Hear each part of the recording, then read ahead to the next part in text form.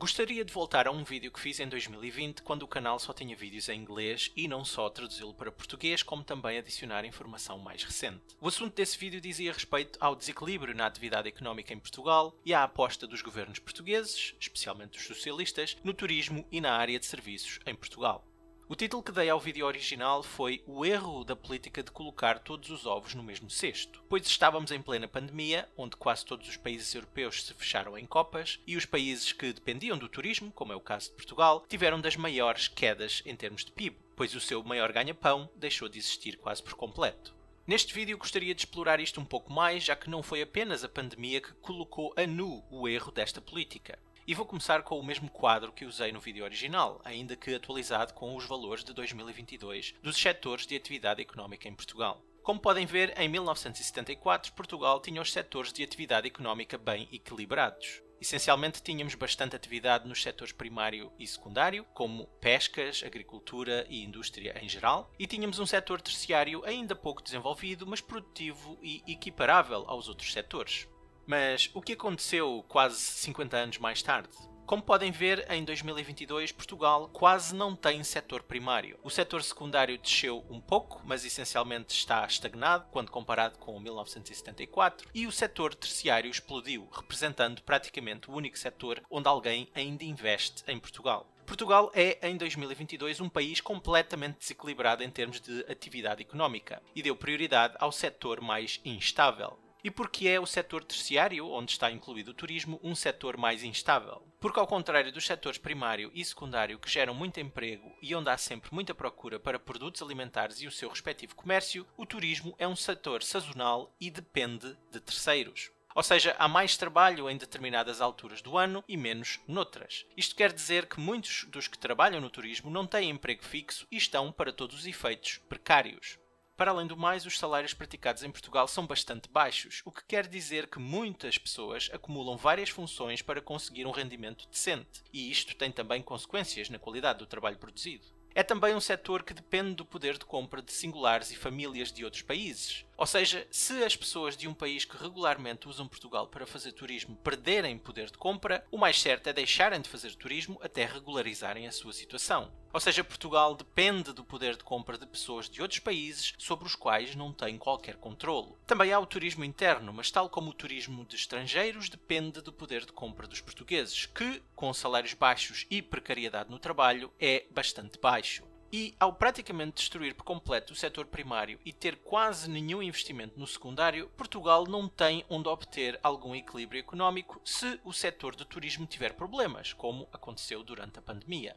Para além de tudo isto, com a quase extinção do setor primário e a estagnação do setor secundário, Portugal faz mais importações que exportações. Aliás, em 2022, Portugal teve o pior registro de déficit comercial de sempre. E há também que dizer que a destruição dos setores primário e secundário em Portugal está diretamente relacionada com a adesão à União Europeia e às políticas que essencialmente subjugaram Portugal à dependência de outros países da União Europeia em termos de produtos destes setores.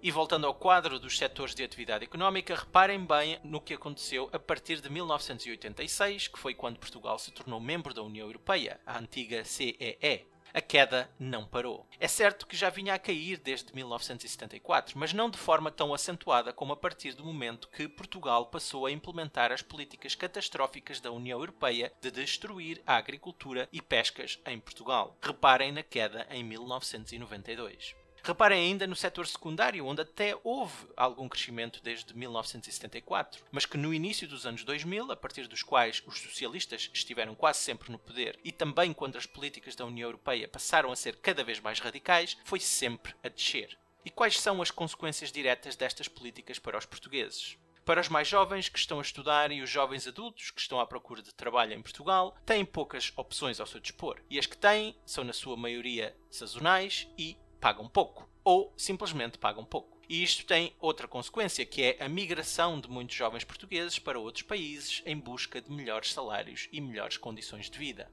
Para os mais velhos significa o desemprego de longa duração ou a reforma, que depende dos jovens a trabalhar. Mas como referi, os jovens emigram ou recebem pouco e, portanto, há cada vez menos a descontar para um sistema que depende do número de pessoas que descontam para esse sistema. Fiz o vídeo original há 3 anos. Em 2020 já podíamos claramente ver a catástrofe que são estas políticas. E agora, 3 anos mais tarde, estamos ainda pior. Isto não devia ser surpresa para ninguém. Políticas que nunca tiveram sucesso não vão ter sucesso por mais vezes que sejam aplicadas.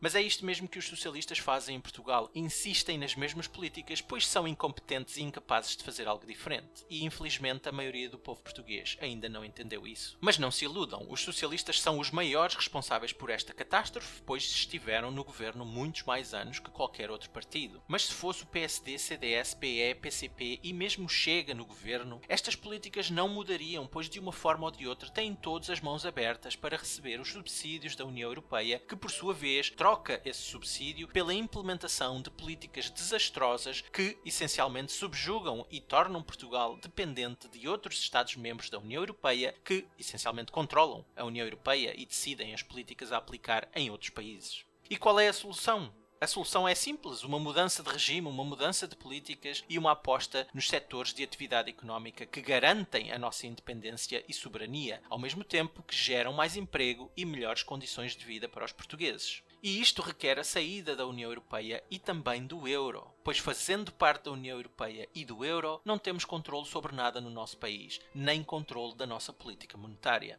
E sem o controle do nosso país e da política monetária, não controlamos o rumo deste país. Serão outros na União Europeia que nem sequer são eleitos por nós que decidirão o futuro de Portugal. E julgo que não preciso de dizer que nada disto é democrático. No meu último vídeo disse que o povo português se reformou de ser povo, dado que não parece estar interessado no rumo do país. É um mero espectador da realidade em Portugal. Mas gostaria que o povo português saísse da reforma e lutasse por um futuro risonho para Portugal. Algo que não teremos se continuarmos o mesmo caminho com as mesmas políticas. Espero que tenham gostado e até à próxima.